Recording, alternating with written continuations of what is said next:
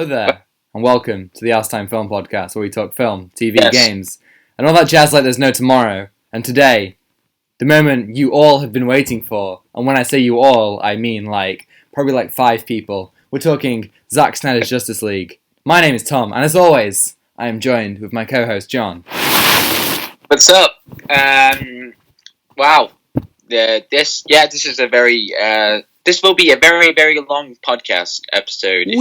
We expect it to be long. We're not doing news. We're not doing weekly viewing. We're not doing emails. We might do some emails. We need to check if we have emails actually.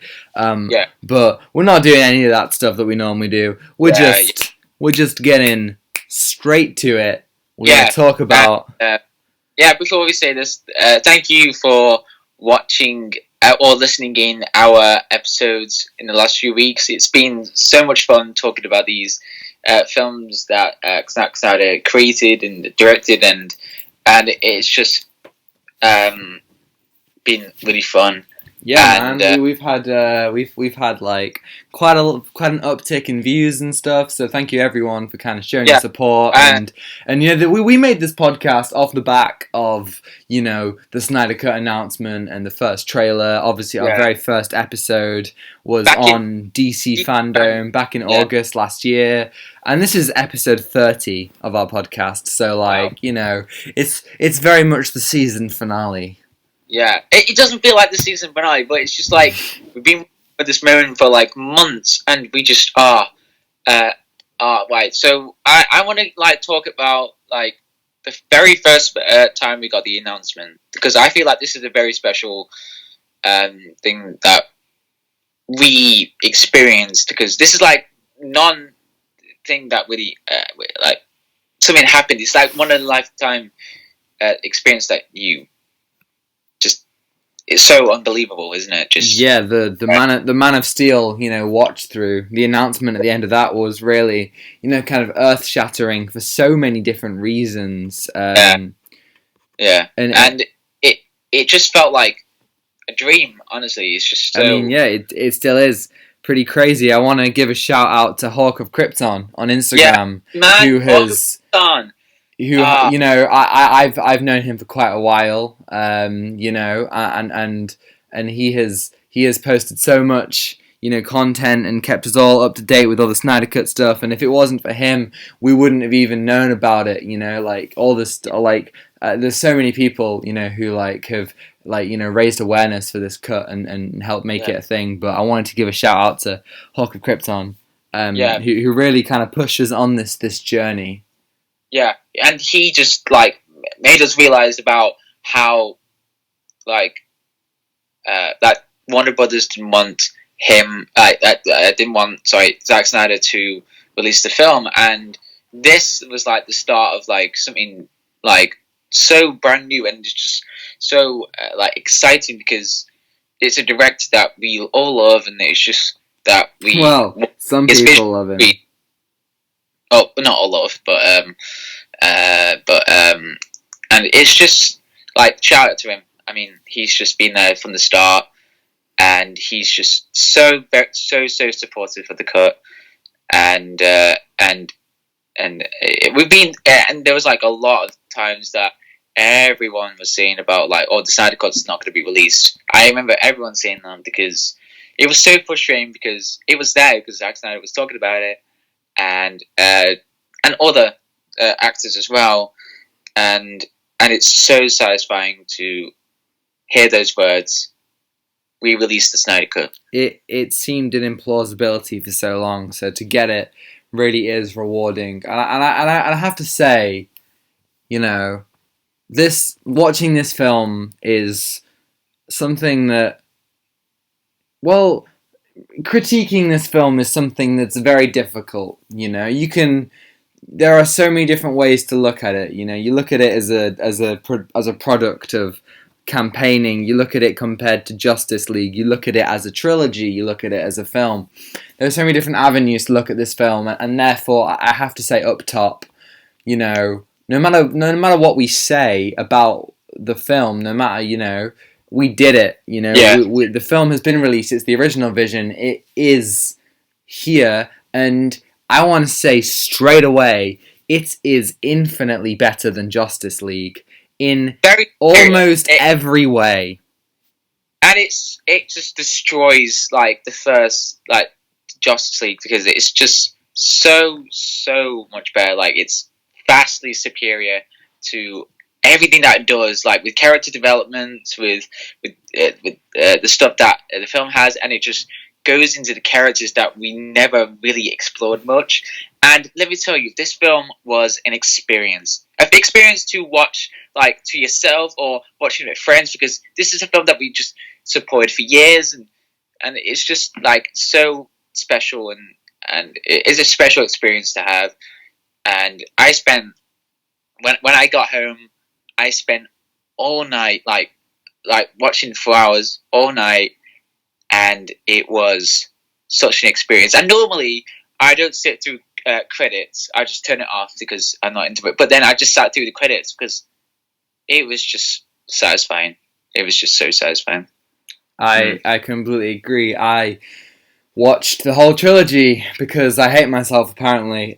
So about however long that was, 9.5 hours, I think, of content. I watched it downstairs on the projector with my girlfriend, and I have to say, it really was an experience that rivals being at the cinema, you know, which I really appreciated. But I do have to say, I mean, like, let's just get straight into talking about it. And I want to say, I was a little bit underwhelmed. Really? Yeah, I'm not gonna lie. You know, I mean, especially after watching the other two films, it didn't quite meet the mark. Now, I've seen it twice. I watched it again this morning, and I have to say that after watching it a second time, you know, I have consolidated my thoughts, and you know, I'm not quite as dissatisfied as I was when I first watched it. But no, yeah, I can't lie. I was a little underwhelmed by it, for reasons, you know, that I'll get into. I'm really happy with so many things, but other things just kind of bring it down, especially when, for me, the other two films in the trilogy are so airtight and you know, so like near to perfection. So yeah, like, so what did you think? Just like general thoughts. Well, so I thought, okay, so straight off the bat, I thought it was such a good film because I thought with the characters, and it was just building up to everything with this world building, and I was just very satisfied what was in the film, and there was great stuff like with the exposition and with stuff that really needed to have in the film, and with improved qualities, and I gotta say I really enjoyed, and I thought I think this is one of my favorite comic book films of all time. It's just so unique to see something that have these characters on the screen, and usually that are like not seen as much, but you see those characters mixed together, and it just shows like you know, like the a unique level of like I don't know, but it's just, you know what I mean, like, yeah, I think, you know, this is Justice League done right. You know, Justice League on so many levels was Justice League done wrong. You know, with so little time for any of the characters to properly, you know, develop and shine. And you can see in Justice League, you know, I've always been the kind of person who've said, like, you know, Justice League is a mess of a film, but there are some really good scenes in there. And the thing that I most appreciated about the Snyder Cut, well, not the most appreciated, but it was really satisfying to see that the best scenes in Justice League were also in the Snyder Cut. You know, yeah, it wasn't, and I think what I didn't expect was that this film was, you know, very similar to Justice League, you know, like not in terms of quality or anything, but in terms of I don't know what I expected, but the story, the story and the structure of the story is the same. The details are vastly, wildly different, but the structure and the bones of the story is the same. And I think that definitely threw me off at first, especially towards the middle. I mean, we didn't say it already, but spoilers, full spoilers. We're going all into spoilers. Yeah. Get out if you haven't watched it. It's great. You know, HBO Max, Now TV, wherever you are, watch Now it. TV. Yeah. It's worth the watch. But it is, you know, like in the middle, especially with Superman's resurrection and the fight against him. It was very much kind of like, you know, this is Justice League. This is which is what we saw in the original cut, but you know, with so much kind of more weight around it. And I think, you know, part of the reason why I was initially underwhelmed was because I was expecting something a lot more, you know, I was expecting something bigger, you know, I don't know what exactly I was expecting, but, you know... But there were, like, really big moments in the film. I mean, there was some massive moments, like... we'll talk about those really, really, really good moments that made the film very different to the Justice League film. But these two films are not the same, because one of them is like showing the true vision of the film, and one is just completely abusing the film's like the vision of it, and the structure is very, very similar, but it's just how we saw it. Like I was quite feeling that as well. Like we could have seen something different, but then I realized that was shown in Justice League, and I feel like I kind of like feel sorry for that, because if we would have saw it's weird, because if we would have saw like the original Snyder Cut thing in cinemas, we wouldn't have the same feeling about, like, you know what I mean? Like, yeah, you know, unfortunately we are cursed with Justice League. You know, yeah. we've seen that film, and therefore, you know, the Snyder Cut could never truly surprise us. I mean, it could have, but unfortunately, and I will say, I regret watching all the trailers and the teasers. You know, I like the idea that I could have been surprised by things such as Darkseid, by Martian Manhunter, by the one Green Lantern cameo, by the Flash traveling through time, by Darkseid, by Granny Goodness, by Desaad. The idea that I would have been excited and surprised by all of that, you know, that would have been great. But I think, not that it's bad that the film didn't necessarily surprise me, but as a film that I kind of expected to be so vastly different, I didn't, you know, I think on first viewing, I was a bit kind of like, oh, okay, you know, some of these things that I expected obviously were there, but they weren't there, you know, how I expected it to be. And I think with a film that I've waited for since 2016, you know, with a film with characters who I've cared about since I was a little kid, you know, and a film that, you know, that we've been waiting for since May last year, expectations were never going to be met, really. I think, especially having watched the film again, I've watched it a second time, and now I see I'm beginning to like the film more, because I know what I'm getting into. You know, the expectations aren't there to be like, oh, okay, so this didn't happen. It's like, okay, well, I know exactly what's going on now. So everything can be taken in slowly, and I really think that if people out there like me were a little bit dissatisfied, a second viewing is immensely important to really figure out, you know, what you feel about the film, especially a film that's so bloody long.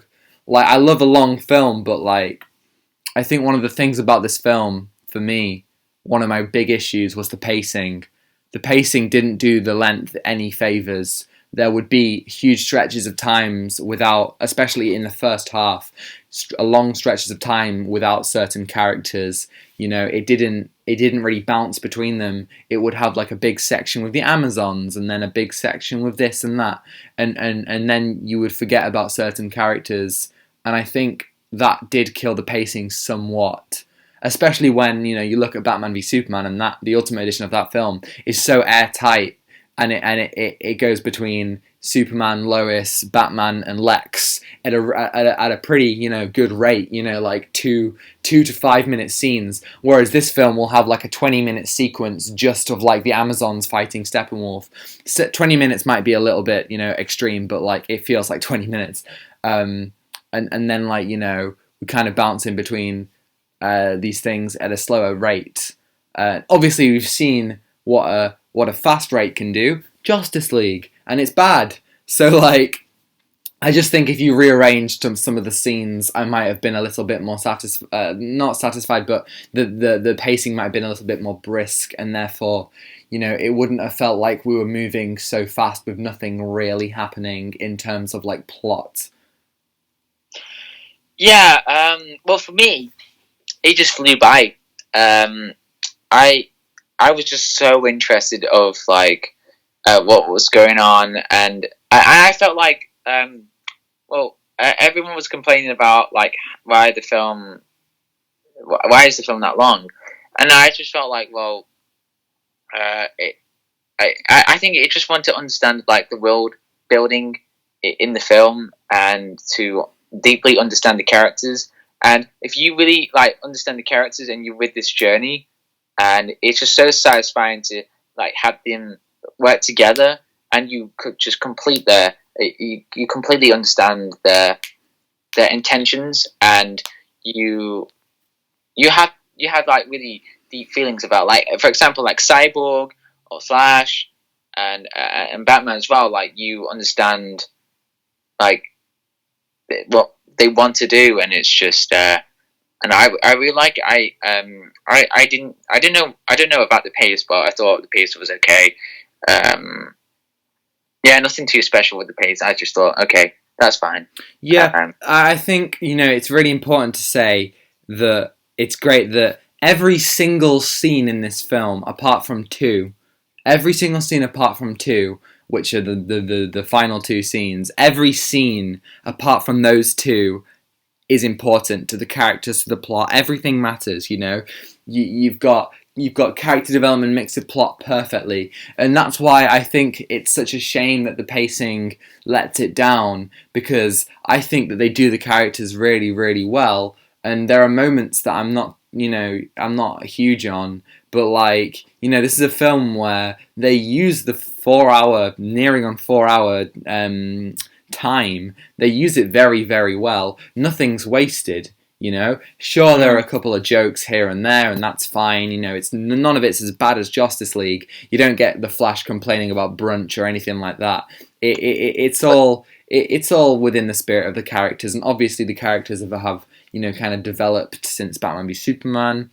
Some of the characters don't feel quite the same as they were, but then other times they do. It is definitely difficult watching the trilogy, going from Batman v Superman, where everything is so dark and serious, with moments of levity in there, and then going from something that takes itself with a lighter tone, which is completely fine. I mean, I think it works really well. I don't think it's as atrocious as it is in Justice League, which is a lot more, like, oh, we're doing jokes at the weirdest of moments, like, yeah, like that.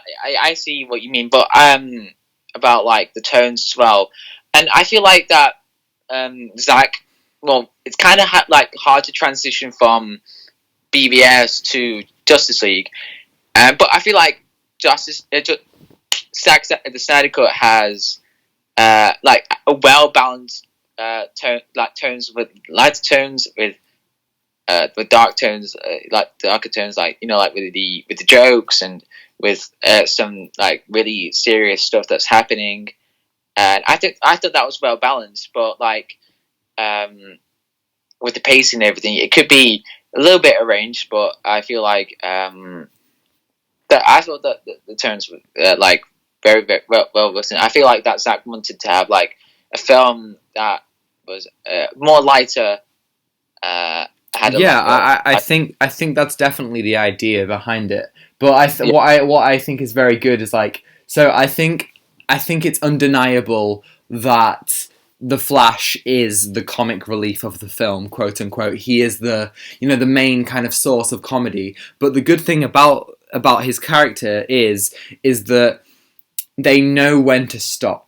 Justice League, they never know when to stop. Every scene, Flash will be like, "Ooh, Pet Sematary." Whereas in Zack Snyder's Justice League, the Flash knows when to say, "Guys, this guy is gonna kill us," or "Oh my god, I need to turn back time and I'm scared." Like, I one of the scenes that I absolutely love is where the Flash is shot and he's literally crying and he's like, no, I can do this, give me a moment, like, Jesus, like, I've been shot, like, come on, heal, and he's really getting, like, really upset about it, and I really felt that, like, like, he might be, like, a bit of a goofball, but, like, they really knew when to bring that in, and I think probably the best scene of the film, and this is, like, there are loads of amazing scenes in there, but one of the best scenes is the Flash traveling through time, it's absolutely wonderful. Yeah. How he says, "Dad, your son was the best of the best, even for a brief moment. I can make my own future. I can make my own past. Barry, you've got to break the rule. You've got to go in time to save everyone." And I really appreciate how the film knows when to bring the emotions. I think that's perfectly presented in people like Cyborg, and I think Superman has some great emotional moments. Yeah. I think they balance the tones really well, unlike Justice League, where it's like 90% comedy, 10% feigned emotion.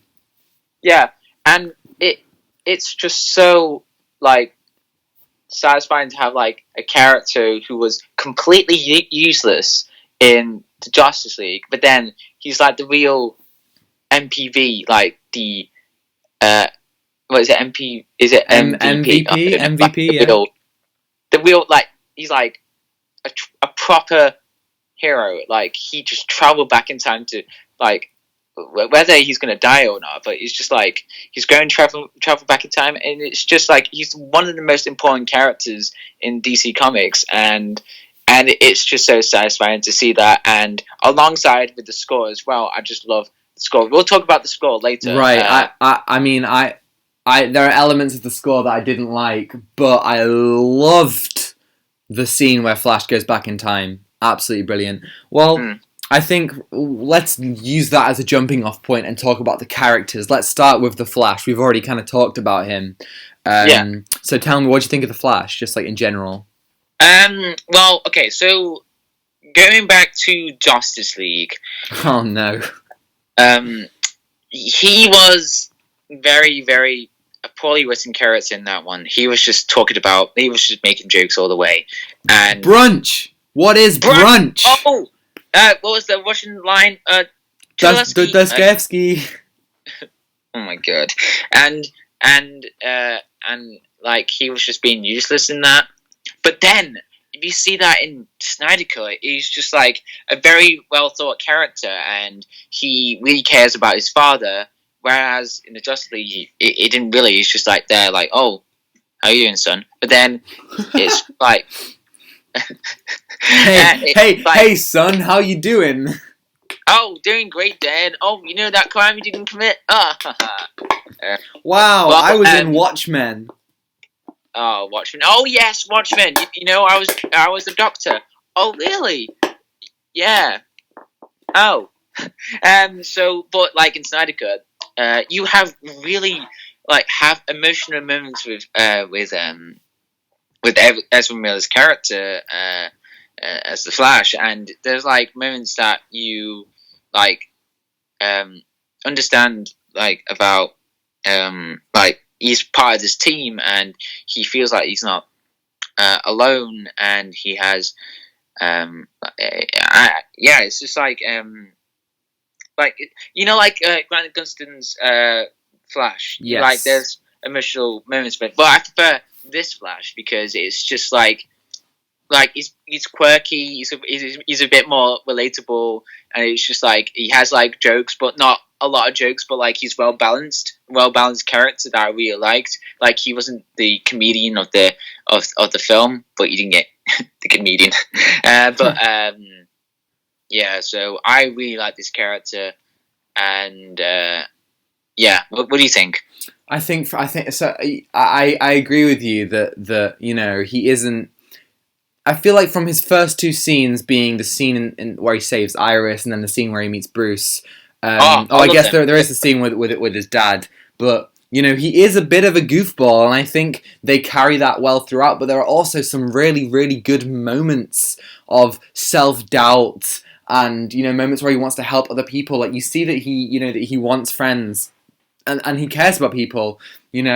I really enjoy small things like when he's helping all the kidnapped people get out, and he just says to Silas, "You're right," and he goes out of his way to save people. When Silas is killed, he comforts Victor, or when he notices that Aquaman, cared about Cyborg, he's like, "Hey, I noticed that," and there are just really small moments. Again, a second viewing makes these things stand out so much more, and really just makes me see it and be like, that's beautiful, really. Like, the Flash has these, like, emotions. Like, from the very first scene, I just want to say, the Flash's first scene where he saves Iris is amazing. Yeah, the way that they use the music to convey and the way that they convey his speed is absolutely wonderful. And the fact that he goes out of his way to save this person in his very first scene is great. I think each character's first scene does really well at, like, establishing who they are and who they will be. As I say, everything matters and everything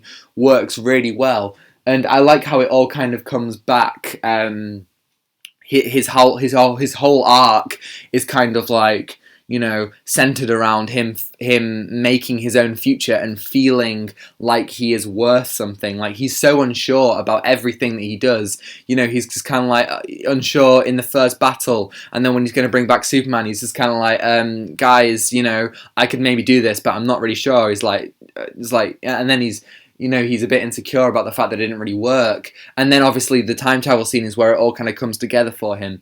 I really, really like that they weren't afraid to make the Flash afraid, like, all the characters kind of had their own kind of thing, and I think Barry Allen was done really, really well. I think you can just take away from it all the jokes and all that, but I think beneath that, there is this complex character. Yeah. And what you said about, like, it's a character that really, like, it's like the light-hearted character that really, like, pushes the idea of the Justice League, and he boosts the morale. Yeah, like, something that he was, like, very quirky and fast, and you see that person who, like,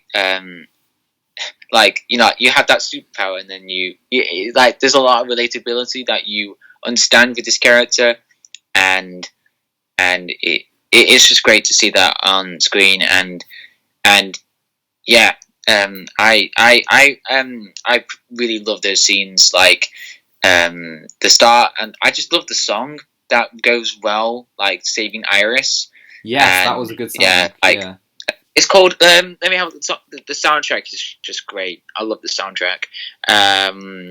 Song to the Siren. Yeah, that's it. Yes. And there were a lot of moments that felt very much like Watchmen, pulling in these, bits of licensed music. I thought that was really nice. Yeah, I felt that was very, like, I don't know, comfortable, but, like, very well thought, because I thought about, like, if there was, like, a score, I feel like, I don't know, but if there was, like, a song, that would be more impactful. Yeah, there's always, I think the thing is, watching, as the part of the trilogy, I don't think that fits, honestly, because it's the first time that he really uses it. But then, when you look at Zack Snyder's filmography, I think it's a really nice, like, connection to stuff like Watchmen, where he uses that kind of stuff. Yeah. I think that works really nicely. Yeah. So, who do you want to talk about next? Cyborg. That's the character I want to talk about.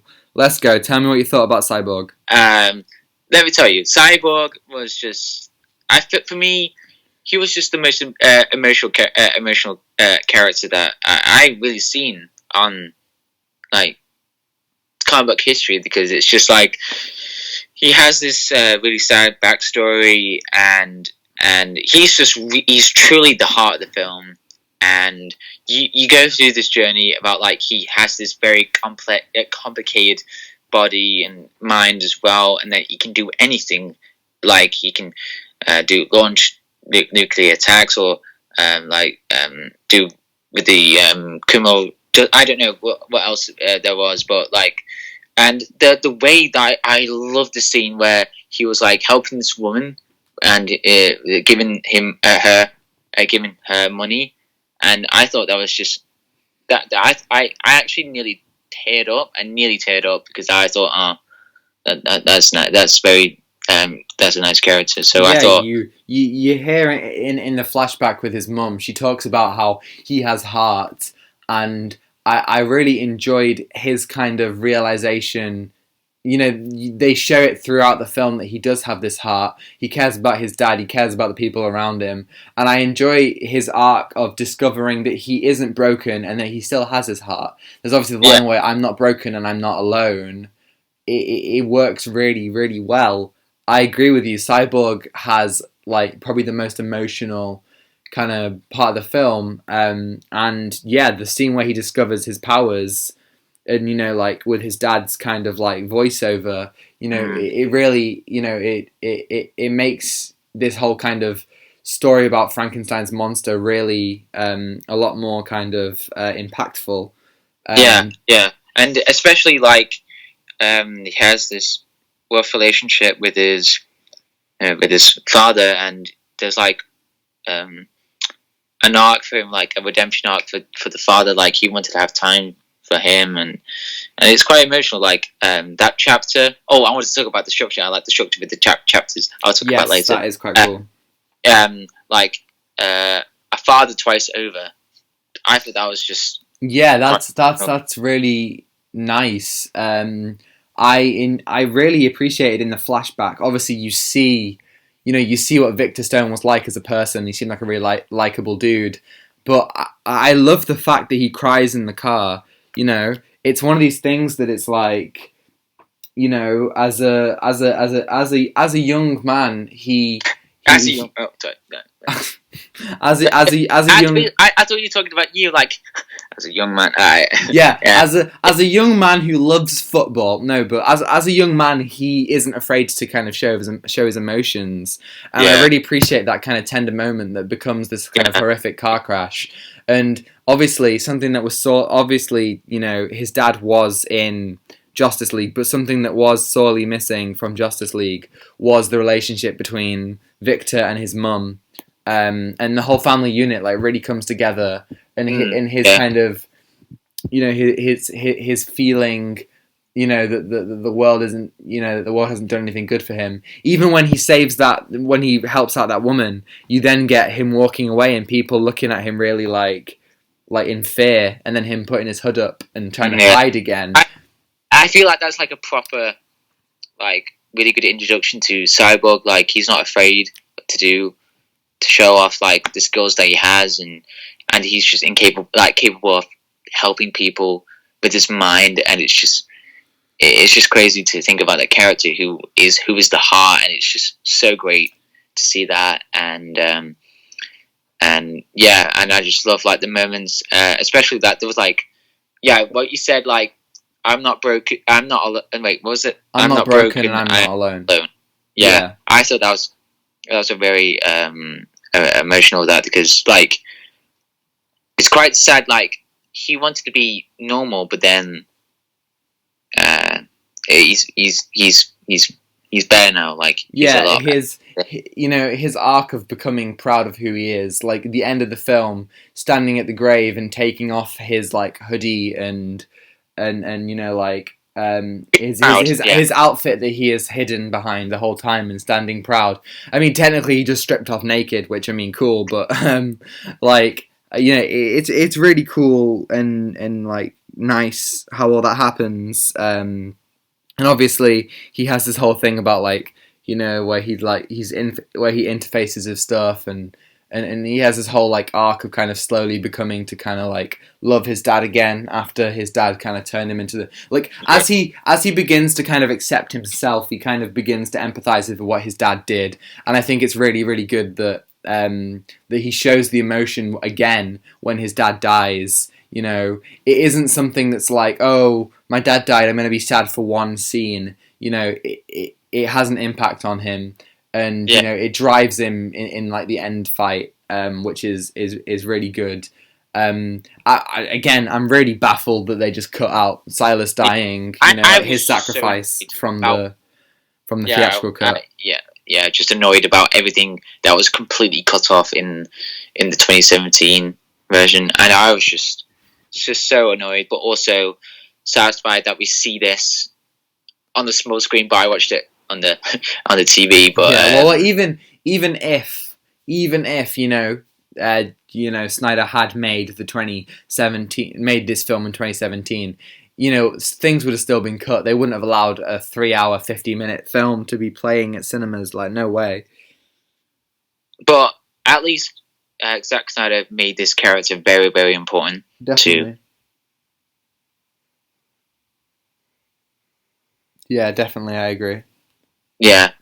And I love the arc, and it's just a well-thought character. Yeah. Shall we talk about, like, Aquaman next? Yeah, Aquaman, okay. So, what do you think of Aquaman? I don't know. I thought he was just quite empty for this film. Yeah. I don't know. Yeah, he was definitely a member of the League with kind of, like, the least to him. He has this kind of... There is an arc there. There's an arc there about kind of choosing to kind of stand up and, you know, choosing to get involved. And I appreciate that he does that, you know, once he sees, you know, that this threat is real and stuff. But it doesn't really come together for me in the best kind of way. There are loads of, like, you know, moments of like, you know, where he kind of begins to kind of let people in. You know, he starts off with this whole strong man is strongest alone. He's not like Barry, who's like, oh yeah, I love friends, let's go. He's like, no, I'm good enough on my own. And the fact that he, you know, he begins to let people in and, you know, open up himself until the end, when he works as a team to kind of defeat Steppenwolf. Yeah. Which I really appreciate. Yeah, I like the arc, but I feel what you said about Aquaman, and I feel they're working together, and I thought he had a great like personality, like to the character, but I felt like it.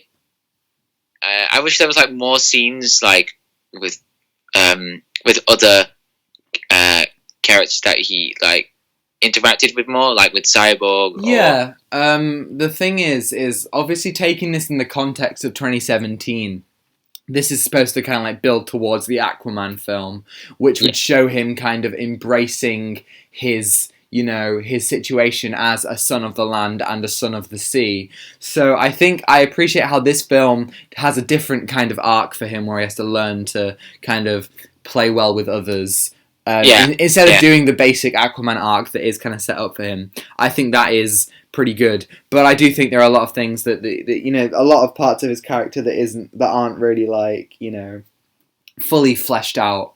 There are points where that's what I was thinking. Not very fully fleshed out, but I thought he was a good character with great personality. But I wish there was more scenes that, you know, we could discover like with more. But overall, I thought he had a great arc, and I thought he was a good character. So I agree. I think there were points where he blended into the background a little bit, but there were things there. You know, he had some cool set pieces in the action as well, and you know, they do set up.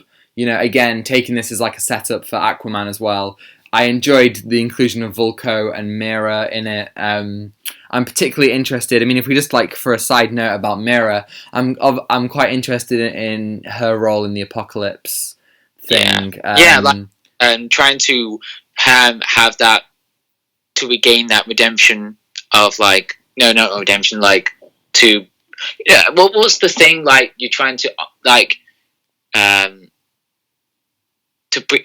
What was it like? Your character's dead, and you're trying to Avenge them. It's like that line. I'm Indigo Montoya. You kill my father. Prepare to die. What's that? What's that? Avenging them.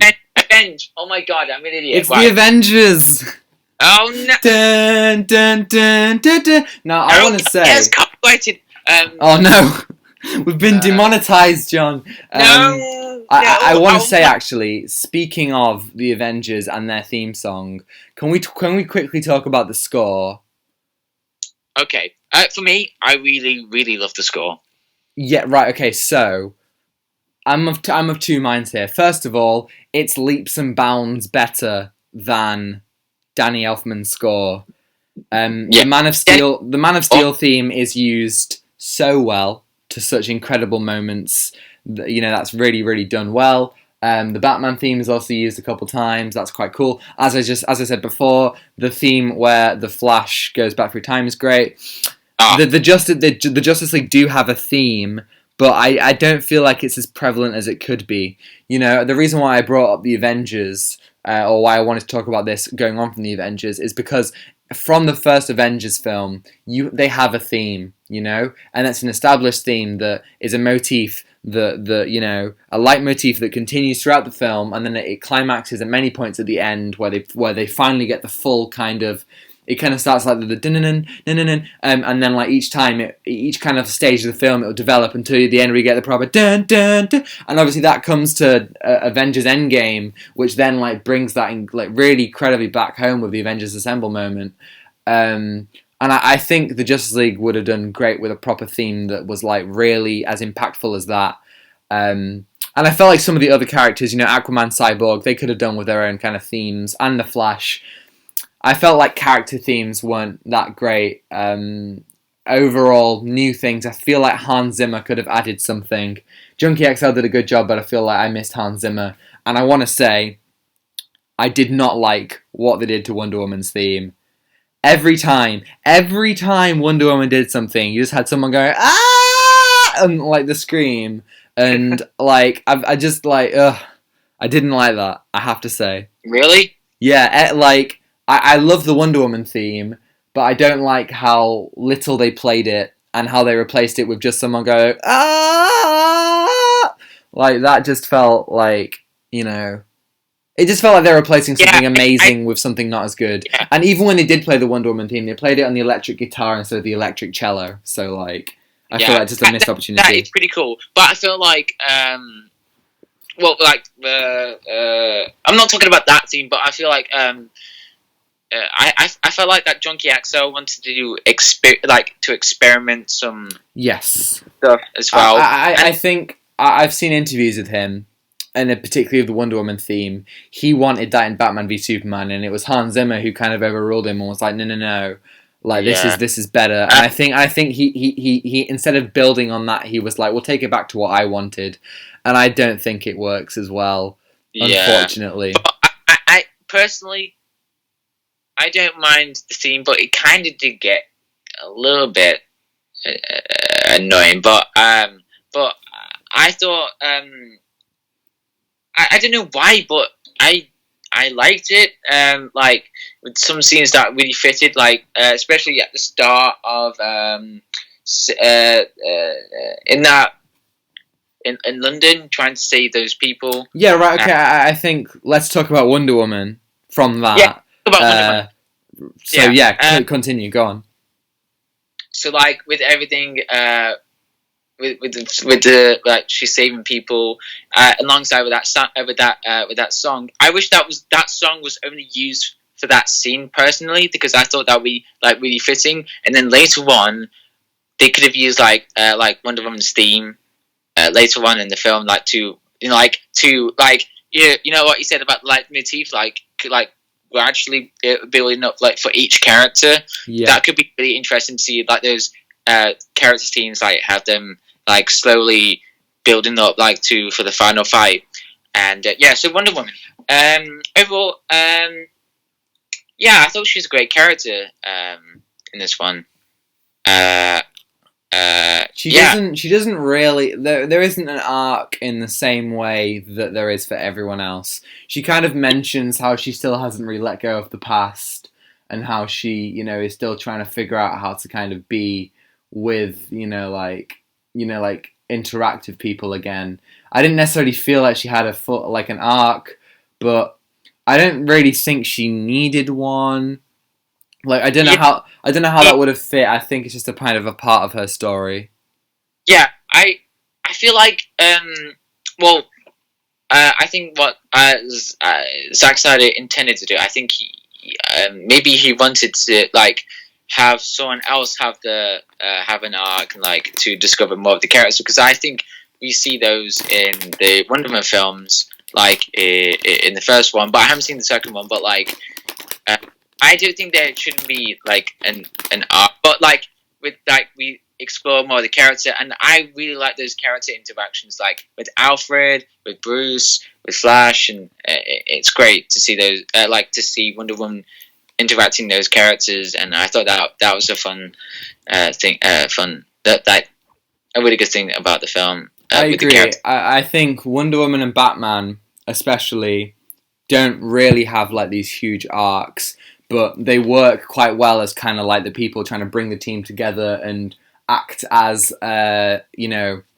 vessels of people to the other characters can kind of connect with. This I don't know why, but this is making me think about, like, we see these arcs in BBS. We saw Superman's, Wonder Woman, and Batman, but then in this one we saw Cyborgs. Well, we saw Superman's, but we saw Cyborgs, Flash, and Aquaman. But I feel like those are more centered because they're the new members. Like, yeah, the other ones definitely take a back seat.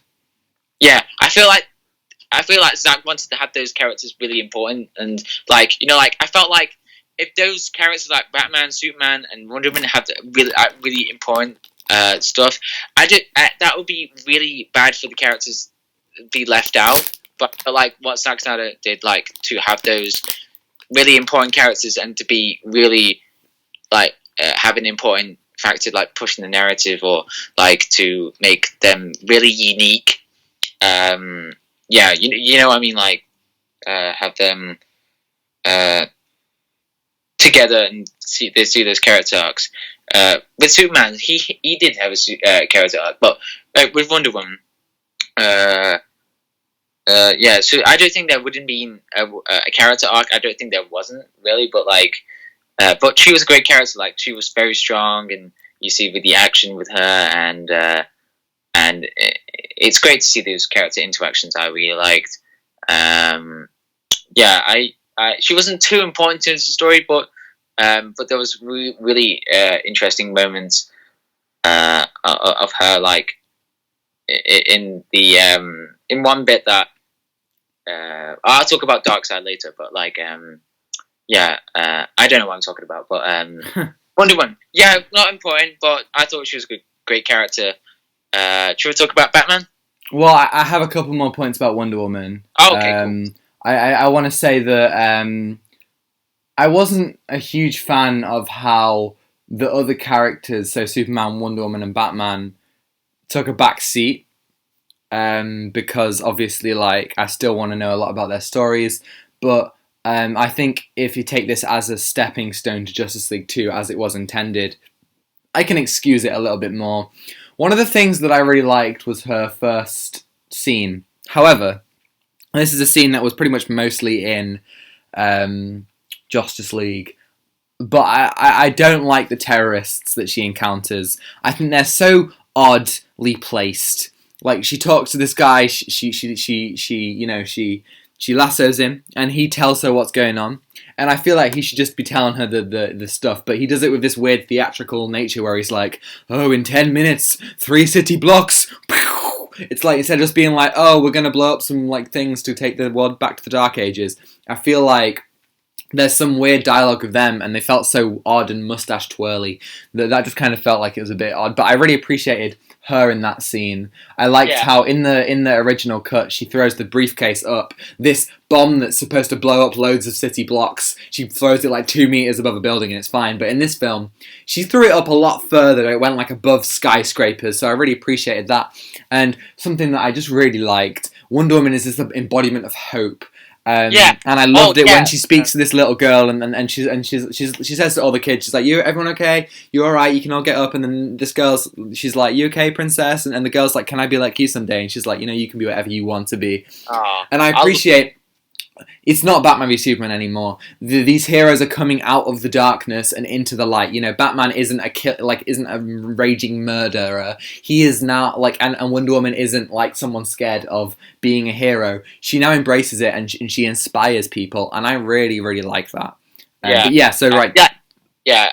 Wonder Woman, like what you said about the embodiment of hope.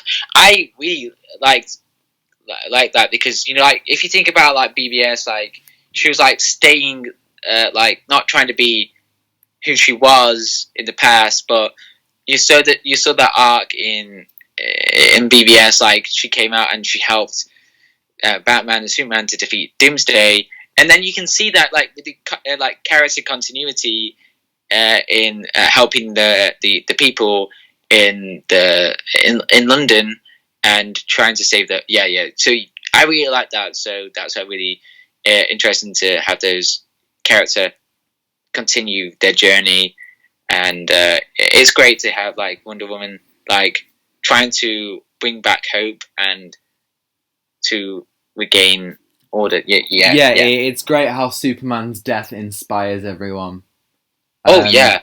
Particularly those main three. Batman, Wonder Woman, and why did I say three? Superman's dead. But yeah, I guess Superman's death also does impact him. Do you want to talk about Batman now? Yeah, Batman. Yeah. So what do you think? Yeah, I actually really like this Batman in this one. I felt like he was like the contributing character to like putting this team together, and you can really see that like he wanted to have this team, and he made this promise to Clark about like trying to protect and trying to save Earth, and you really see that, and you can see this great arc of him like wanting to like not to be who he was in the past, and you see this journey that he made. He makes a lot of friends, like you see that, and it's quite like a bit what I mean, like he's making friends and he's just like a bit weird because like what we've heard about like in the past of like Batman, how did he lose his moral code, or how he became this ruthless killer in Gotham, and you see this great character arc. I think pretty much like from early scenes you get what Batman's arc in this film is, or where he's coming from. As we said, Batman and Wonder Woman don't really have arcs, but they're coming from this particular place. At the end, in Batman v Superman, you hear people say like, oh, there's a new kind of mean in him. Like he's angry. But in the beginning of this film, he recognizes immediately. He's like, I've spent so much time trying to divide us, and it's time I brought us together. And I think he does that really, really well. I think Batman stepping up into this role of leadership along with Wonder Woman is great to see. He does things to help people and take he takes the teams to new levels. And there are just little moments like how he like during the fight with Superman. Superman takes out some army trucks, and Batman helps one of the army guys up, and he's like, "Hey, you're alright. Come on, like you should get clear of the dangerous area." Like Batman is, obviously he still has the ability to strike fear into the hearts of criminals and stuff, but he's become more of that kind of like hero that he kind of forgot how to be in the other film, which is really cool. There are some there are some like really like good moments. Like I particularly liked how Superman like Superman reacts to him initially and like tries to kill him, and then Lois kind of snaps him out of it. Like, she kind of acts as like the point between them, which is like a nice parallel to Batman v Superman. I saw someone tweet that on Twitter, and I really like that. Yeah, and I like that connection, and at the same time, you know, I really like that Batman has this whole kind of thing with Alfred, and Alfred's still kind of trying to tell him, you know, what you're doing, you know, you've fulfilled your promise, you know, is this not enough? And I like how Batman is, you know, he's not just trying to do this for him. He's doing this for himself and for the world as much as he's doing it for Clark. You know, Alfred argues that his guilt is overcoming his reason, but I feel like it becomes more than his guilt. I think it becomes, you know, I think Bruce kind of after Batman v Superman, he has realized what it means to be a hero again. Yeah, and I really like that. And I really liked more of Alfred in this one. Like, Alfred's great. Yeah, Alfred's great. But let's talk about. Let me get my final thoughts on Batman. Yeah, I thought Batman was great to this, and a very important character to develop this team, and he's a great character in this one. Yeah, I agree. Before we go about Superman, should we quickly talk about Lois and Martha? Yeah. So Lois has a few scenes in parts 1 to 3 before they bring back Superman. You know, it kind of shows her kind of mourning and not truly being able to move on to life without Superman. And I think if I was to, and I really, really like this, but if I was to say that the one thing that I think could have been done better was in the scene where she decides, you know, it's time to kind of move on properly, is the same scene that Superman comes back. And I feel like Lois should have a little bit of time to move on and resume life, go back to the Daily Planet and stuff before Superman returns. Not the film, but when Superman comes back to life, there should be a little bit more time of Lois kind of acclimatizing to life, you know, and moving on before that. But other than that, I really like Lois's role, you know, and how she, you know, how she, you know, can't, you know, live life the same anymore.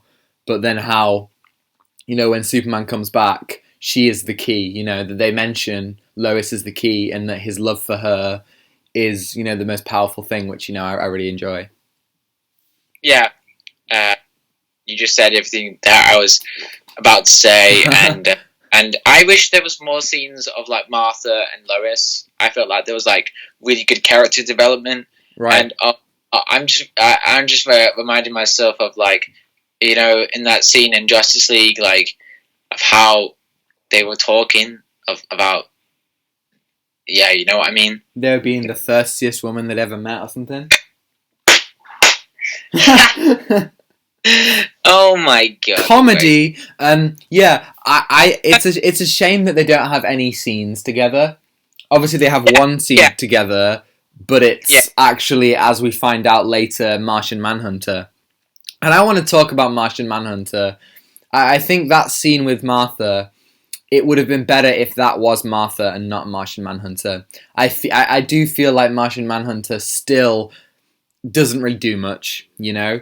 Like, yes, now we know that General Swanwick is Martian Manhunter. You know, he has those two scenes, and in the final scene, he does say, I'm going to start fighting for my stake in this world, which I really like. You know, we're setting up Justice League 2, whatever, whether or not that happens, we're setting up Justice League 2 and 3, I guess. But I did feel like he was kind of, in this instance, watching it, like, you know, without a guarantee there's going to be a second one. He just felt like he was a bit kind of thrown in there. Yeah, but I feel like that could be really good, like, leading up to Justice League 2. But that's happening. I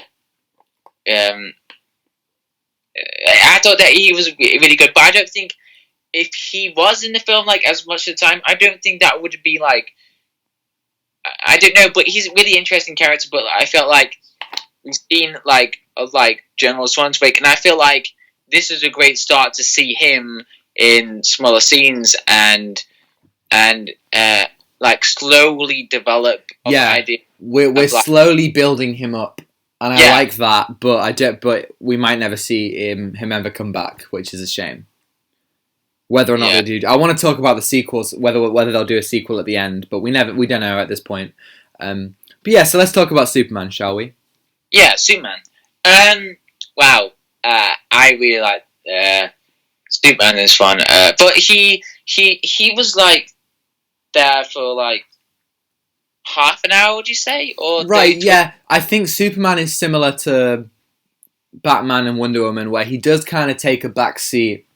He's not like the focus of the film, which I do think is a little bit of a shame. However, I think Superman has some of the best scenes in the film. Yeah, really, like you can see that, like fighting against Steppenwolf. When Steppenwolf was about to kill Cyborg, and then Superman came out of nowhere and was like, just like standing there, just like, really? Not impressed. Not impressed.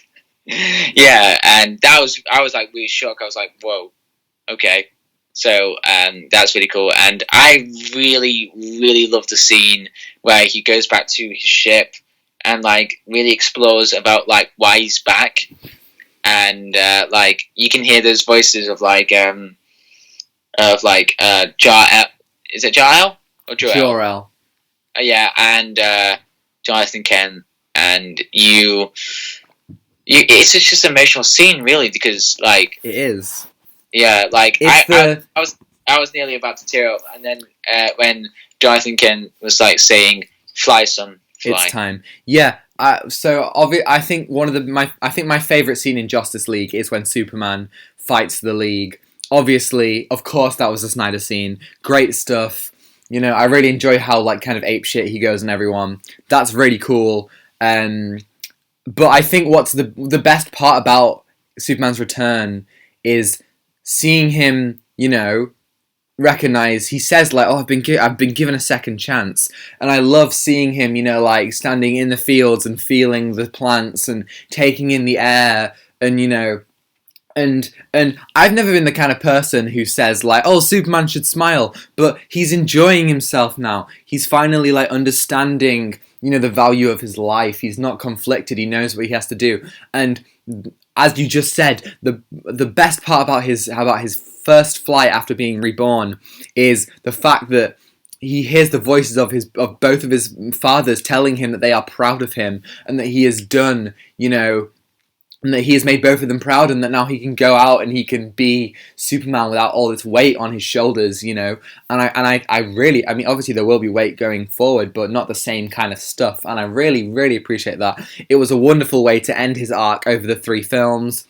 Some interesting stuff with him about the Nightmare timeline as well, with him being like controlled by Darkseid. I did think when he comes to the battle at the end and he beats up Steppenwolf, I was thinking he was being a bit brutal. So I wonder if that will. And I expected it to be a plot point, but not really. Maybe if they were going to Justice League 2, it would be. But I really appreciate how he wasn't in it too much, but they did complete his arc in a pretty satisfying way. Yeah. And yeah, he's also a great character. Like, you can see of how really important he is to both in comics and films. Like, he is the start of everything. Like, if you think about it, like, the first moment when he caught that car or picked up that car, that was at the start of the DC universe. And especially, like, what Zack Snyder, like, introduced him in Man of Steel, and you see that, like, this long, really powerful arc that you see throughout the films, and it's just done really well, what you said.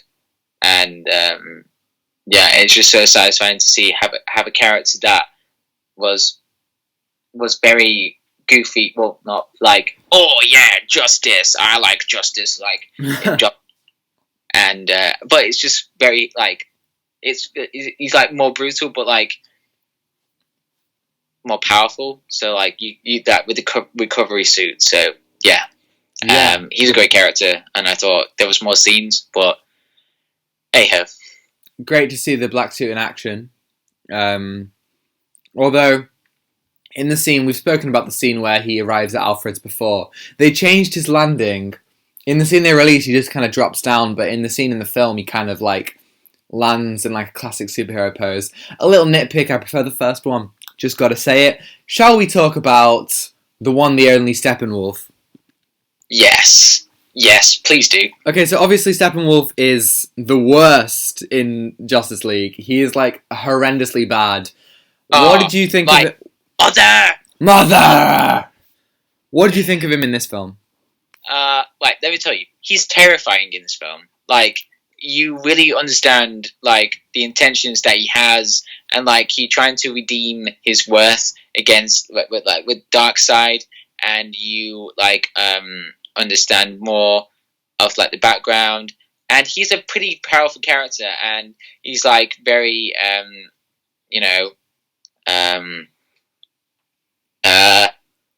well balanced character, but you understand his intentions. So and he's like trying to, now I'm repeating myself, and like what else so the graphics, like the CGI is just amazing on him. Yes.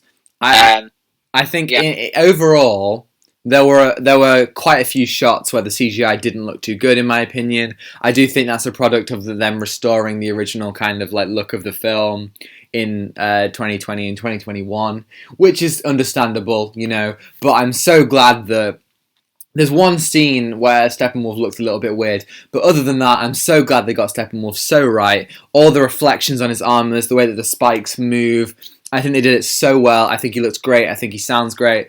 I really, really like how, that he's still pretty generic at the end of the day, but the film uses that to its advantage, and they say, well, he's just, in this case, he's the reason why he's so merciless and so kind of, just trying to get the job done is because he wants to impress Darkseid. He wants to, he wants to be seen as, an equal and as worthy of Darkseid's like attention, and of worthy of being seen as somebody, important. And which is why I think his death is just like really fitting for him, that he dies as nothing. Darkseid literally steps on his head, so I think I really enjoyed that. I think. Yeah.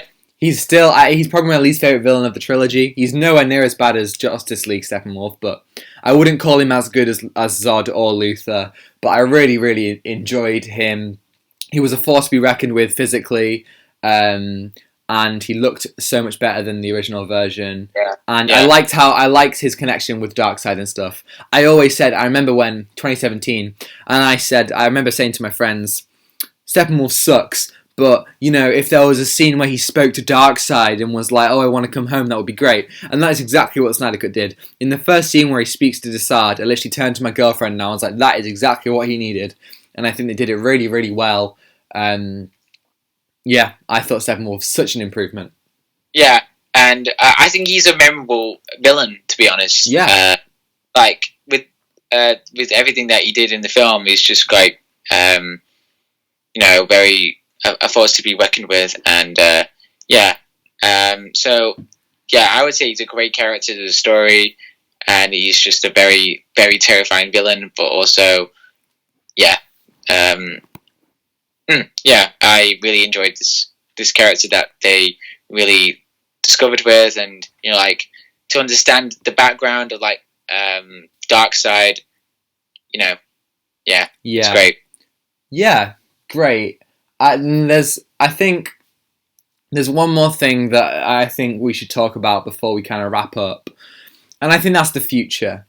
So we'll start. I think there's more stuff to talk about. I feel like there's more. I don't know why, but I feel like there's. All right. Yeah. No. Sure. What do you want to talk about?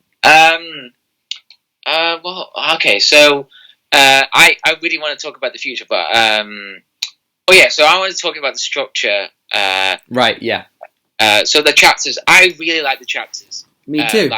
Titles and everything. I thought that was really well thought about, introducing a new chapter into the story, and I'm glad it was an episode. Well, do you think it would have worked as an episodic thing? I don't think so, because everyone would be like, "We need more." Like, they just gonna be like, "Yeah." I agree that people would feel underwhelmed, but I also think that it would work as an episode. Like each part has its own kind of, action set piece. Part 1 has the Amazons versus Steppenwolf. Part 2 is the history lesson. Part 3 has the first encounter with Steppenwolf. Part 4 has the fight with Superman. Loosely, I might not get these right, but they each have their own action scene. I think they would work as their own little parts, but I think they do come together quite well. Yeah, and I really like the titles as well. It's just really fitting. What else? I want to talk about the ending just a little bit. I'll talk about the ending. We'll talk about that ending when we talk about the future. We'll talk about all the nightmare stuff then. But I just want to say, in the epilogue's about half an hour long, and I feel like for some characters the epilogue is done really, really well. So for Superman, where Bruce buys the bank and stuff, and Superman flies up into the sky. For Cyborg, where he listens to his dad's message. For the Flash, where he gets a job. I think that's really well done. But the other characters, I feel like the film really struggled ending their arcs.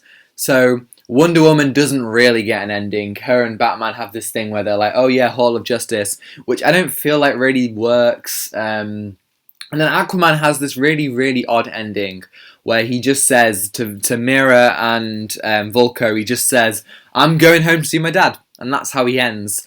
I feel like the film could have worked well with a scene where all the characters, all the leagues kind of said goodbye to each other and stuff.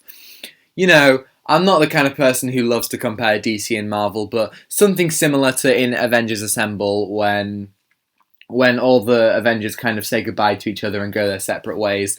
I think that would have been nice, and then you get to see where they all kind of end up. That's just something I had about the ending. But yeah. I thought the ending was great. Oh, I want to talk more about Darkseid. Well, I was going to talk about Darkseid during the future, talk about the nightmare sequence. So should we talk about that stuff? Okay. I thought the epilogue was really good. I thought it was just fits everything close to the arc with the with the characters that we saw, and I think Wonder Woman's and Aquaman's were very, very weird. Mm-hmm. It didn't feel like a proper ending. Yeah, but it's just an epilogue. But anyway, and how dare they have the Bat Tank in it for one shot? One shot. I have to say, I was very disappointed by that. But yeah, so let's talk about the nightmare sequence and Darkseid, shall we? Oh. So the first kind of nightmare thing we get is Cyborg interfaces with the Kryptonian ship, and he sees this kind of this flash of images. He sees Superman with Lois Lane's corpse and Darkseid kind of putting his hand on his shoulder. He sees, dead Wonder Woman, and he sees Superman kind of holding Batman's cowl, and with a dead Green Lantern, and the kind of all of the broken up parts of what I assume is the Hall of Justice. And I was shook. Yeah, I was shook by a scene. I was eating my tea, and when I saw Wonder Woman, I was like, "What?" I can imagine that would be glorious. Yeah, and I was just completely whoa. I'm hoping there'll be just these two, because right. This is I think the nightmare stuff was the kind of stuff that made me go, okay, I would like to see that. This had a Mad Max kind of thing with these. I don't know how many. There's 6 of them. These 6 characters. Yeah. Kind of all going up against Superman and Darkseid. That would be great. I'm here for it. Yes, please. Oh, so Darkseid. Let's move on to Darkseid. Let's talk about Darkseid. Oh, let me tell you, I'm very excited to see more Darkseid because. Well, hopefully. Hopefully, yeah, and like he has this like terrifying presence. Yeah. Like all existence will be mine. Yes, Darkseid is pretty creepy. I like the history lesson. I thought that was really cool. Yeah. He's already like we don't really know anything about him ideologically, but we know that he's a physical presence already. He's taller than Steppenwolf. He takes down a Green Lantern. He does pretty well defending himself in that whole history lesson, and I think it establishes this age of heroes as a golden time, and Darkseid even then is a force to be reckoned with, which really makes his appearance at the end. I mean, I really wish we hadn't seen it in the trailer. It would have been so cool for that portal to open and to see Darkseid, come out. That would have been incredible. Yeah, I was jumping out of my seat when I saw Darkseid. I was like, whoa, and I was just like, yo, Darkseid's here. And then they were just having this massive eye staring contest. And yeah. Let me tell you, that was one of the best scenes I saw in the film. And I was like, yo, this is great. This is so good to see, like Darkseid, like having this interaction, and he's pissed. Darkseid's just in the same. It's a good way to make him seem immediately threatening by the fact that Steppenwolf has been a real pain in the back for the Justice League, and then the first thing that Darkseid does is squish his head with his foot. I think it's perfect. Steppenwolf is visibly, scared about him, throughout the film. So showing him as this figure who the League and the audience should be scared of was a very good idea, I think. And I'm really excited to see. Yeah. Well, I mean, I guess I'm not. I'd like to see. I can't say I'm excited because I don't know if it's going to happen, but it would be great to see, how he kind of goes in the future. Should we talk about that final scene? Let me tell you, that final scene is just my favorite, up there with the Flash scene. That was a very intense scene, very, very intense scene. Yeah. Right. So in this one, it's the nightmare sequence, and I was like, oh yes, we like this because it's not in the middle of the film, but it's later on, and it just builds up to a possibility having Justice League 2, and explore more of the nightmare sequence, what if Superman was evil, and explore more the visions that Cyborg having. And yeah, so see, I agree with you partially there. I agree that it's good to get that, but I think now I said earlier that every scene matters apart from two. Now the two scenes that don't really matter for this film are the two ending scenes. The one with Lex Luthor and Deathstroke, and the nightmare scene, which then later on is the scene with Bruce and Martian Manhunter. Now the reason why I say that is because the film really feels like it ends with Superman flying off and Cyborg flying off, and then it kind of tacks you to at the end. They would have worked quite well as post-credit scenes. However, in a similar way to how the nightmare sequence in Batman v Superman, it worked as a Justice League setup, and it also worked as a way to show Batman's growing paranoia about Superman. And I think it would be really good to have done this in Justice League as well. Let's say halfway through the film, when Bruce does talk about his dream that he had, let's say that he experienced another one. I think it would be really beneficial if he did it then, and then he comes back to the team and he's like, guys, I had another vision, and if we have to defeat Steppenwolf now, otherwise Superman's gonna get even worse. We don't even know if Superman's on our side, but if this comes true, we're gonna be in a really bad situation. I think that would have been a lot better instead of it just kind of appearing at the end. Don't get me wrong, I liked it, but it did feel like it just kind of appeared at the end. And I know that it was reshot, so this situation that I'm proposing wouldn't work, but it just kind of felt reshot. It just kind of felt like tacked on. And I'm a little bit confused. I thought that in Batman v Superman, the Flash was showing Batman the future, but now it just seems that Batman's making this up in his own subconscious. So I'm interested as to what's going on. Is something been implanted in his mind? Is he just paranoid? Is this actually the future? Like, who's showing him this stuff? But I did feel it was kind of tacked on. I loved the scene, but I feel like the film ended 2 scenes ago, and it didn't need to be there, like there in the narrative. Yeah. So we like saw the future, and we actually got to see Deathstroke interacting with Batman like the first time on screen, and that's pretty cool. Well, obviously people who've watched the pod will know you, John, are a huge Deathstroke fan.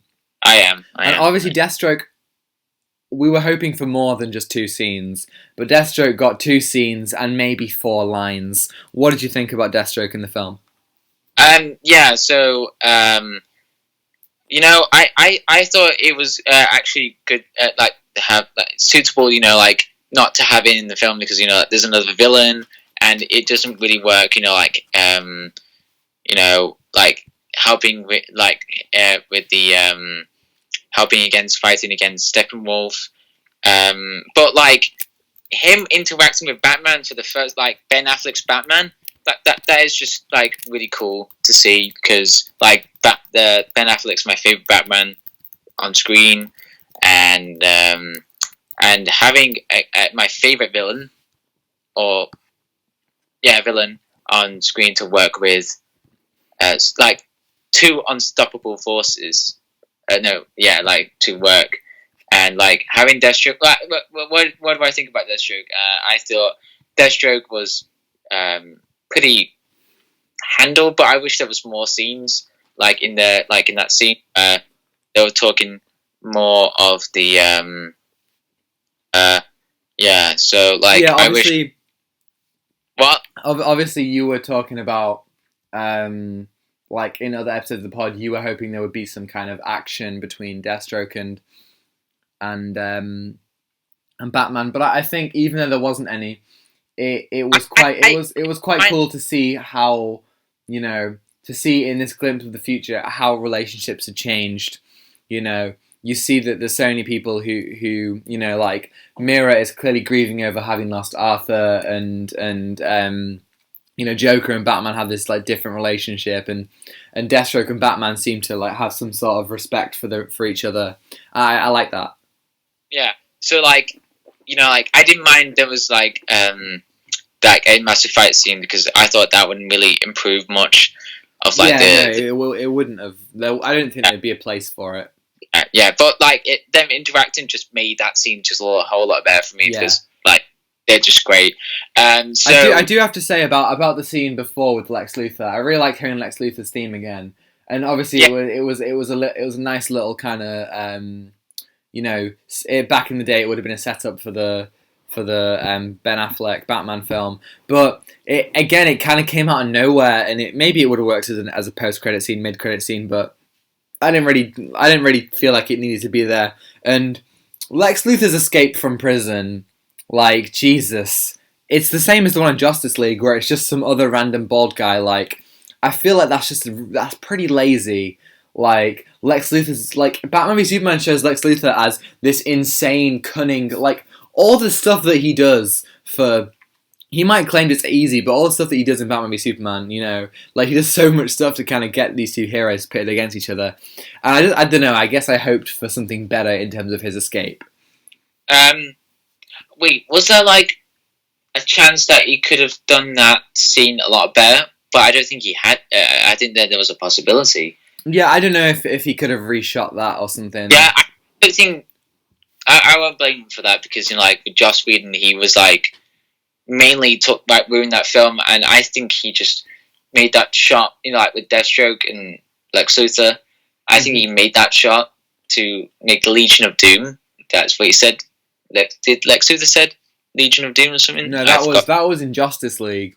Yeah, Justice League. Yeah, and I feel like that was like the only shot for him to have those 2 characters interact, and I kind of feel like, oh right, okay, so. I won't blame him for that, but like I wish there was something to interest like with Lex Luthor. Yeah. But I think Lex Luthor will be like, you know, we'll maybe explore more of that, like working with criminals or like. I just hope that we see more of him because I love him in Batman v Superman. He's cunning and insane, and you know, a lot of people don't like how he isn't that kind of classic Lex Luthor, but I feel like we have the opportunity for him to kind of become more like that, in the same way that most of the characters have become more like their comic book counterparts in this film. Yeah. Yeah, I really like that. Yeah. But I wish there was more like realistic about like Lex Luthor, what would he do about like with Deathstroke, but like but then again it's just like filmed with, you know, that's the only thing to have them interact. So Deathstroke, I'm excited for that. If there's going to be like Deathstroke, this is Batman. Yeah, I'd take a comic book. That would be quite cool. A little comic miniseries to show that stuff. Because I'm not sure. I mean, this kind of leads into the future. Let's talk about Restore the Snyderverse. The pitch is for the Restore the Snyderverse community is David Ayer's Suicide Squad, a Batfleck miniseries, Man of Steel 2, and then Justice League 2 and 3. And I don't want to talk too much on it because I think we could talk about this in a separate episode of the pod. I think that would actually work quite well. But like, from this film, what do you now think about the likelihood of there being a Justice League 2? Okay, so I'm 50-50. Okay. So the Snyder Cut is very, very successful right now. Yes, it seems to be a lot of praise. Yes, which I'm really happy for that. So definitely. And I'm really, really hoping there will be some I don't know, Warner Brothers or a company that will let him, you know, like make Justice League 2 in his own way and have it, you know, like in a very in his own, you know, like a very calm way to do it, like without studio interference, you know what I mean? Yes, so. I'm not sure whether, because I'm sure that if they did make Justice League 2, Snyder would have the creative control, more creative control than he did in the original film, but I feel like Warner Brothers still would not be willing to do certain things that he would want to do. So I feel like, I don't know, I just kind of feel like whether or not it happens, you know, we might have to be prepared for the fact that we won't get to see the proper original kind of idea for Justice League 2 and 3. Yeah, but because, I mean, if they do 2, they're going to do 3. I feel like they will commit to it if they do a second one. Yeah, I'm really hoping for Justice League 2 because this time we'll probably see it in a very, you know, like what you said, it's very underwhelming. And I feel like that Zack only had those scenes to reshoot, or those scenes, and you know, this was like in lockdown. He did this in lockdown, and he did, as evident by Flash's weird CGI face at the end. But I think the one thing that is, you know, the reason why I don't think Justice League 2 will happen, I would love for it to happen, honestly. But Warner Brothers are still wanting to go ahead with their kind of DCEU. You see this most prevalently in Flashpoint, right? Where they're going to bring in Ben Affleck's Batman and Michael Keaton's Batman. I don't know whether if they did Justice League 2, they would want it to be all the same people, you know? Ray Fisher's is having a bit of a dicey time with Warner Brothers at the moment. You know, Ben Affleck may or may not want to come back. You know, they might be they might be wanting to do this new Superman instead of Henry Cavill's Superman. I feel like if they did it, it would be a different Justice League film. It wouldn't be Snyder. It would be a different story. Maybe it would set up Darkseid. Maybe it wouldn't. But I feel like they're trying to go in a different direction. And I feel like the fans aren't going to make it easy for them. I feel like the Restore the Snyderverse movement is only going to get bigger. But I feel like, you know, it would be a long shot for them to kind of do it in the way that people expect. I feel like, you know, the Justice League 2 may very well be on the cards, but it's, you know, the way that they're going, I feel like they might not want to do it in that way. Who knows, maybe they'll even want to do it with Robert Pattinson's Batman and some other people, but I don't know. Yeah, but hopefully they will do it. So there will be. Did we talk about that one intense conversation between Batman and Joker? Yeah, go for it. Talk about it. Oof. Right. So this is such a very intense scene, and it's a great more scenes or more potential of seeing Jared Leto's Joker, and it's very it's a lot better, you know what I mean? Jared Leto's Joker is much better in this cut, you know what I mean? You Definitely. Know, he's very, very, very messed up, and the one line that you said, you sent Boy Wonder to do a man's job. I'm like, yeah, that's cool. I think that really makes me want to watch that Batfleck show, which I think, you know, if they're doing the multiverse, if they're doing 3 Batmen at once with Keaton, Affleck, and Pattinson, bring on that Batfleck show. That would be so good. Or even like a little like a film or a comic book. That would be so much fun. I would love to see that story and the whole Deathstroke thing kind of come together. That would be very, very cool. Yeah. Yeah.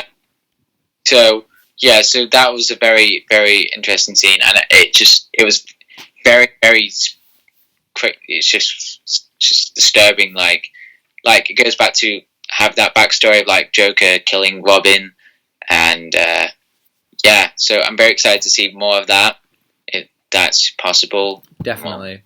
So, do you have any final thoughts? Well, okay, so I really, really enjoyed this film.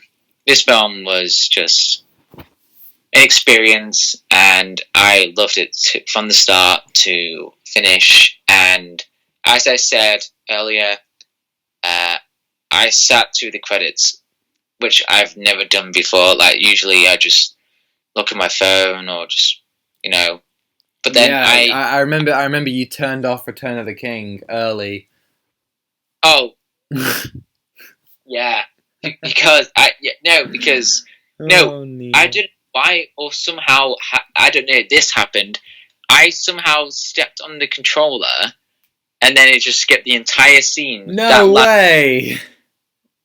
Wow. I don't know how that happened. Wow! But then I don't know what happened. So that was it. And then when I played Lord of the Rings, Lego Lord of the Rings, that was similar to that. They bowed down, and that was the ending scene for that. They just bowed.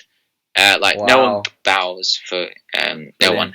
But then, last year or year before, 2019, Lord of the Rings Return of the King, I was like, oh, it's on. So it was on TV. It was the last ending bit, and then I was like, oh, this is great. And then after that, I was like, oh, I don't remember this bit. And then it was like, oh, wait a minute. this entire bit. So I was just really annoyed. I was just annoyed. And it's a whole different film. The credits. So it was pretty emotional. It said for autumn, and I played Hallelujah, and so I'd never done that, and it was just really, really just made me really emotional just thinking about the thing that he had to go through, and his daughter as well, and it's a film that is so supportive and raised awareness, and I really love this film. Great. Yeah. What about you? So I am very satisfied. After watching it a second time, I'm really satisfied. After talking about it, after thinking about it a lot, it wasn't what I expected, but I think that's okay. I think there are some incredible scenes. I think there are some fine moments. I think there are some really, really, really great moments. Some not so great moments. I'm not a huge fan of the pacing overall. Some of the CGI wasn't great, and I don't like how the ending came together in the edit and just some of the character moments. But other than that, I think it's really solid. It's so much better than Justice League, and that's what we wanted. You know, it's Snyder's original vision. It's cathartic for him and so many other people involved, and I would love to see a second film. I think in all, you know, Man of Steel was a 9 out of 10. Batman v Superman was a 9 out of 10. And I will give Zack Snyder's Justice League a 7 out of 10. Now, that seems like quite low, especially since all the other Snyder films that I've watched I gave 8 out of 10s. And so I would call this my least favourite Zack Snyder film. However, I do think that it was exactly what I wanted it to be, what I needed it to be. And I think as time goes on, I'm only going to like it more. And as more people talk to me about it, I'm only going to like it more. And there are scenes in it that are some of my favourite Zack Snyder scenes, some of my favourite comic book scenes. Like, I feel like the Flash's time scene and when Superman flies again for the first time are two of, like, the best scenes. Like, they're up there in my top 10 comic book movie moments right now. Like, they were just incredible. And there are so many, you know, factors to the film that I feel like I could never give it a true judgment, you know. So yeah, I loved it. 7 out of 10. Bring on a sequel, please. Yeah, I'm very surprised you gave it a 7 out of 10. Yeah, I mean, like, I had such high hopes for it, and I think that kind of brought me down a little bit. Maybe if I hadn't have watched all the trailers, I might have had a different reaction. And I started it at like 10 at night, you know. I was tired by the time it finished. Maybe that changed things, but second time viewing I would have given it maybe a 5 last night, but second time viewing definitely improved it. So anyone who didn't like it, you know, or was a bit dissatisfied, I know quite a few people, my friends who I've spoken to, who weren't that satisfied, and they're giving it a second go as well. So definitely give it a second go if you didn't like it, because, you know, consolidating your opinions, especially for a film this long, is important. So yeah, so what would you give it out of 10? 9. Cool. Yeah, I just loved it because it's just so satisfying, and I just smiled like afterwards, just like an idiot. Like, wow, Definitely. It's like after you just been through some really good. It's a fun time, and I just sat through it like never done before because it's a 4-hour film, and I mean there was problems in the film, and but it's just a film that is it's support. The way that people want to see the director's vision, and it's great. And hopefully, this is a chance to Zack Snyder to like get huge companies to get attention to him to make more movies. Yeah, like for Justice League 2.